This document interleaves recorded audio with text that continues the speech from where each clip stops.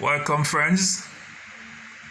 I want to walk with you through linear equation. Alright, so let us see if we can learn something together, okay? Here we have 4x minus 2 equal 26. Alright, how do we approach it? Let us see how best we can approach it together. Alright, we have 4x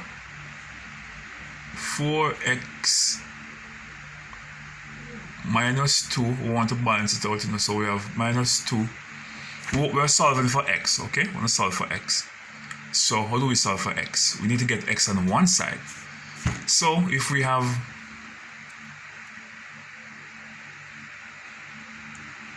negative 2 over here and we want to solve for x, we need to add a 2 over here. Why would you add a 2? Because you owe 2, you pay 2, it leaves 0. If I had put a negative 2 here, it's going to be a negative 4. So if I had 2 over here, I also need to add 2 over this side to balance it out. Because I'm solving for x, I want to eliminate this 2 to leave x alone over here. Alright, so this is going to cancel out this, okay? So I'm going to leave with 4x equal 28 over that side. But I still have a 4 over here. I need to get rid of that 4. So what do you think we need to do to get rid of that 4? We need to do some division. So I'm going to put it all over 4 because 4 can cancel out 4. Alright, but if I do it on this side, remember you have to also do it on this side. So we share it evenly. We're treating each side with equal respect. So when I cancel out 4 into 4, 1, I'm going to be left with x equal 4 to 28 is how much? 7. So x is going to equal to 7. Does that make sense? And what if we want to prove it up here? X equals 7. 7 equal 28 minus this 2 equal 26. So we get it back, right? Alright, so we were good. That was good. Alright, 3p minus 2 equal 2p plus 3. And we're solving to find p. Okay, so I want to put all the p on the same side if I'm going to solve for p. Alright, so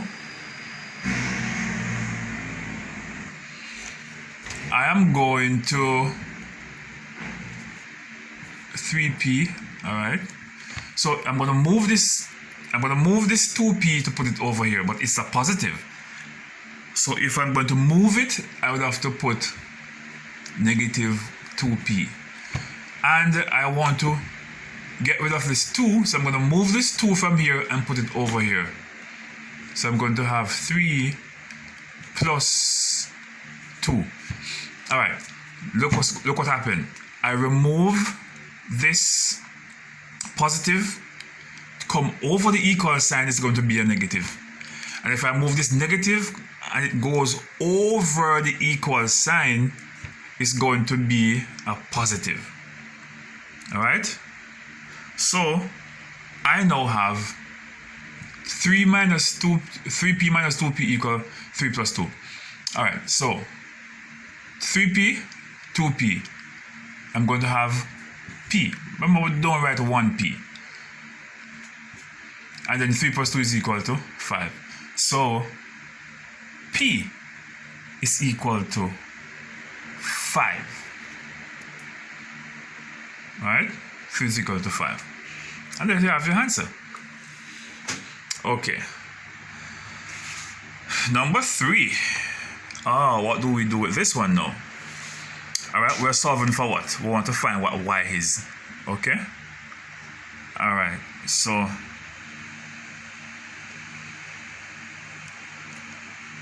what do we do now? We have 5y and let's put an equal sign there. We're going to do some transposition. I want this 4y to come on this side. if I remove the negative 4y, come over here, it is going to be a positive 4y. And I want to remove this 4, put it over here. So it is going to become a negative 4. Then I had my 2, 5y plus 4y is going to give me 9y. And 6 minus 4 is going to give me 2. But I still have a 9 over here to contend with. So what do I do? Put them over 9. This over 9 and this over 9. Alright? And then I cancel out. And then I'm going to have y equal 2 over 9. It's a proper fraction, so we'll leave it just as that. Okay? Let's go over to number 4 to see if we can do a little bit more better than we have done before. Okay? Because the more you do it, you know, the more you do it is the more you get better at it. Alright? So all you need to do is to practice. Just to practice. Once you practice, it becomes a little bit more easier to manage. Whether you love mathematics or not. You know, once you practice anything at all. Just like riding a bicycle, you know, you have to keep on riding to be able to maintain your balance. So we have 4 here, number 4. Alright, let us first deal with what is in the bracket. When you're doing math, you always try to get rid of what is in the bracket, okay? So we have 3 times x is 3x, and 3 times 9, negative 9. And we have plus 5 equal 8 minus x. Let us work from there. Alright, so I want to solve for x. So what do I do now? Oh my. Alright. Let me put x on one side. Alright, so I want to put this x over here. And bring this 8 over here. Alright, because I want x to be on one side. So I'm going to bring this 8 over, negative 9 plus 5. I'm bringing this 8 over, it's going to become a negative 8, remember? I'm going to move this x and bring it over here. It's going to become negative 3x. Let us do our calculations now.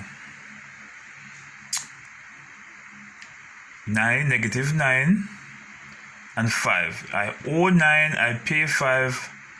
It means that I still owe 4, and here I am owing 4 again. Or you could just add up these two. 9 and 8 would be negative 17, and plus 5 it would be 12. Alright, so I'm going to have 12 over here. Negative 12 is going to be over here.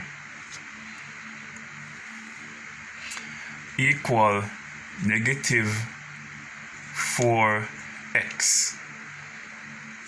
Alright, negative 4x. Good. But I still have an x to deal with. I have negative 4 to deal with. I'm going to put them over 4. This over 4.